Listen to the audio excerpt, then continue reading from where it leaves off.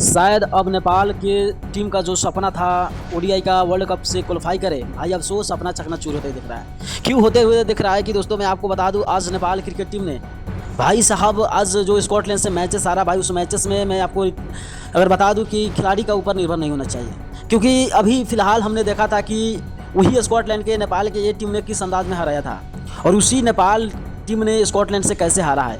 क्योंकि हमने देखा था कि नेपाल के ये टीम भाई गजब प्रदर्शन किए थे और उसी प्रदर्शन के बदौलत नेपाल के ये टीम भाई लगातार 4 में 4 मैचेस जीता था। मगर नेपाल के सीनियर टीम स्कॉटलैंड से मैच हारा, और मैच हारने का अगर किसी का जिम्मेवार बताएं तो उसमें कप्तान रोहित पौडेल थे, भाई विनोद भंडारी थे, अर्जुन कुंभाल थे और आशिक शेख थे, भाई आरिफ शेख थे। यानी कि इसी तरह की खिलाड़ियों का मैच हराने का सबसे बड़ा भूमिका है।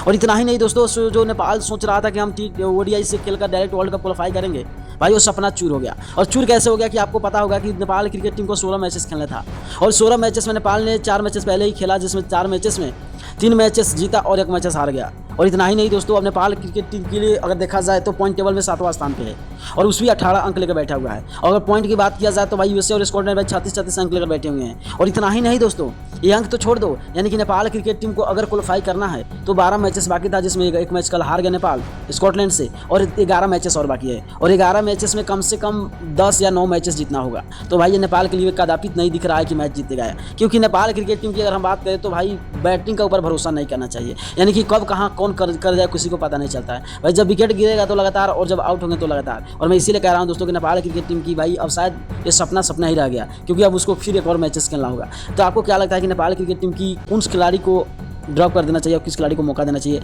आप कमेंट कर दीजिए और हो सकता है वीडियो को शेयर करके पेज फॉलो कर दीजिए। धन्यवाद आप सभी को।